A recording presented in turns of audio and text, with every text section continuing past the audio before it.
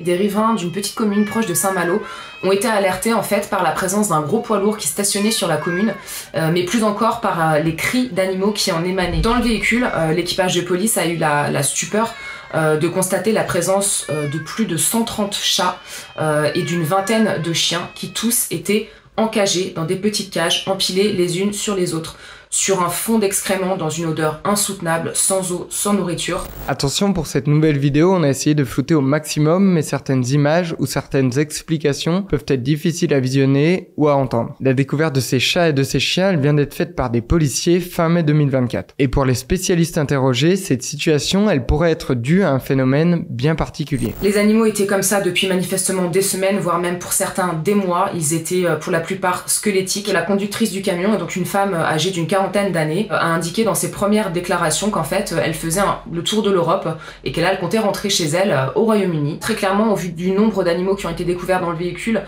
au vu de leurs conditions de vie, mais surtout au vu du déni dont la mise en cause faisait preuve, on peut totalement considérer qu'il s'agissait d'un syndrome de Noé. Ce syndrome de Noé, l'association d'Anne-Claire Chevancy y est confrontée à plusieurs reprises chaque année. Mon collègue Florian, il a voulu mieux comprendre ce phénomène qui, dans ces cas les plus extrêmes, peut pousser à vouloir accumuler des centaines d'animaux. Il s'est demandé c'est quoi ce syndrome, quelles peuvent être les conséquences, on vous explique.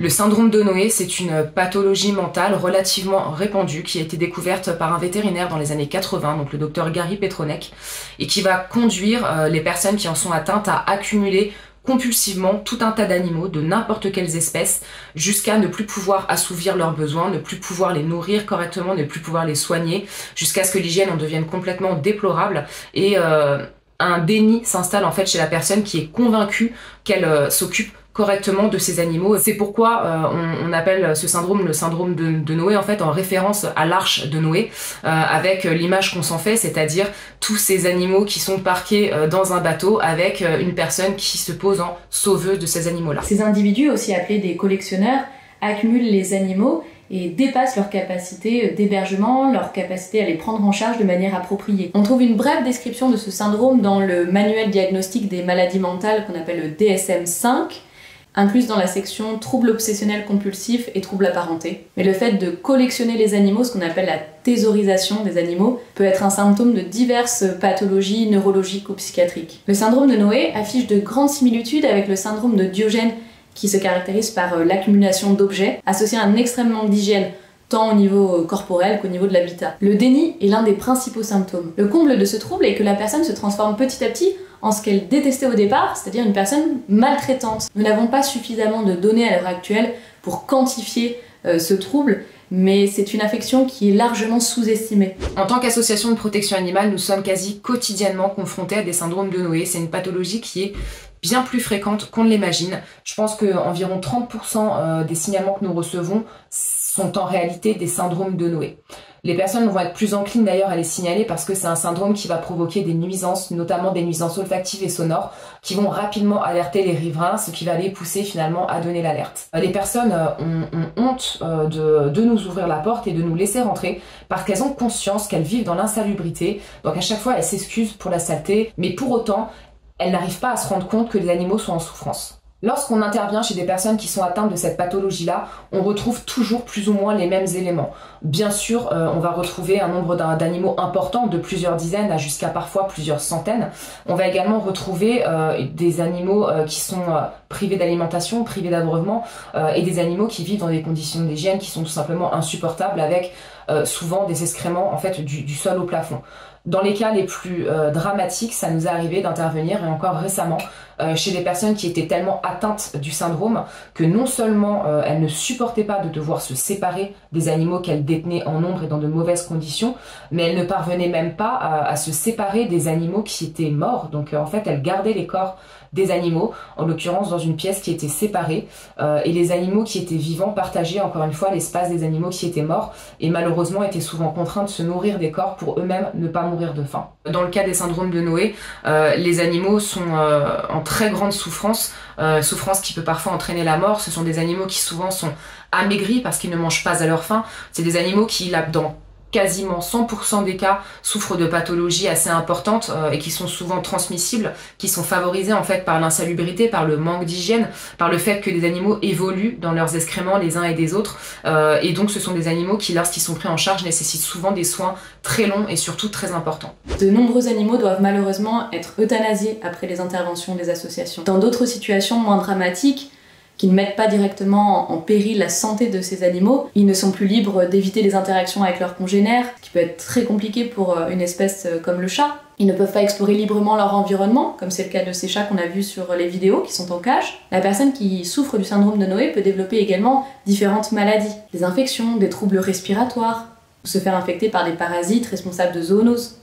La personne peut souffrir d'endettement, en tout cas d'appauvrissement. Le syndrome a un impact considérable sur la vie sociale de ces personnes qui vont avoir tendance à s'isoler, à vivre recluses. Et dans certains cas, les conséquences vont aller jusqu'à l'expulsion de la personne de son logement. Si vous êtes confronté à une personne qui vous semble souffrir de ce syndrome, n'hésitez pas à contacter les associations de protection animale, voire les autorités locales qui prendront les décisions nécessaires pour prendre en charge cette personne et ses animaux.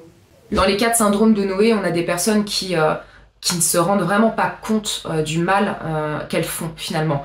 Elles sont convaincues d'être des sauveuses des animaux qu'elles récupèrent, elles sont convaincues que les animaux sont bien chez elles et on a beau leur placer sous les yeux un animal squelettique qui est en train de souffrir, qu'elles trouveront toujours une excuse pour nous expliquer à quel point l'animal est mieux chez elles qu'ailleurs.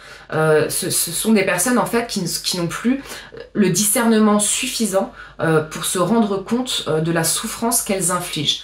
C'est pourquoi, malgré les plaintes que l'on dépose, pour notamment essayer d'obtenir des interdictions de détenir et donc éviter que la pathologie ne reprenne le dessus, dans la plupart des cas, on a des personnes qui sont déclarées psychologiquement inaptes à être jugées parce que finalement, elles n'ont pas la volonté de causer de la souffrance, même si dans les faits, elles en causent. Les personnes, généralement, commencent avec 5, 10, 15, 20 animaux, et puis en l'espace de quelques mois, on peut se retrouver avec des personnes qui ont jusqu'à 150 ou 200 animaux accumulés chez elles.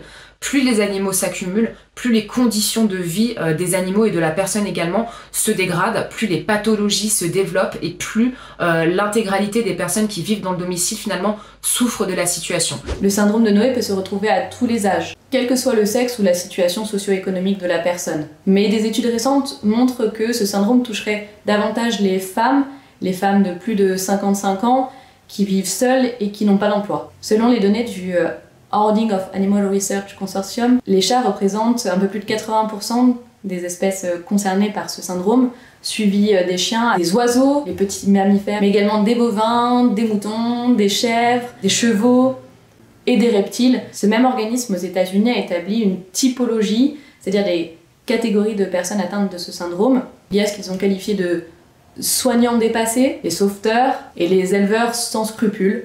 Mais d'autres typologies peuvent être observées comme tout simplement un éleveur ou même un responsable de refuge qui serait dépassé. N'hésitez pas à nous dire ce que vous avez pensé de cette vidéo en commentaire et à liker la vidéo si elle vous a intéressé. Dans le cas du camion découvert en mai, certains se demandaient s'il pouvait s'agir d'un trafic. Alors pour avoir le fin mot de l'histoire, il faudra attendre les résultats de l'enquête. Mais selon les deux spécialistes que Florian a interrogés, plusieurs éléments font beaucoup plus penser au syndrome de Noé qu'à un trafic. C'est notamment le discours de la personne mise en cause, mais aussi le fait que la plupart des chats retrouvés étaient des chats type chat de gouttière et que ça a une faible valeur marchande, mais aussi l'état dans lequel étaient les chats et les chiens quand on les a retrouvés. Et si vous vous demandiez, voici justement ce que sont devenus ces chats et ces chiens découverts. Les chiens ont été pris en charge par un refuge à Saint-Malo et les chats ont été répartis entre plusieurs associations et refuges dans différents endroits en France. À noter que certains de ces animaux étaient identifiés, donc quand c'est possible, les propriétaires vont être contactés pour essayer de les rendre. Pour un prochain épisode des Doc Nature sur les animaux, on se retrouve dimanche prochain, à bientôt.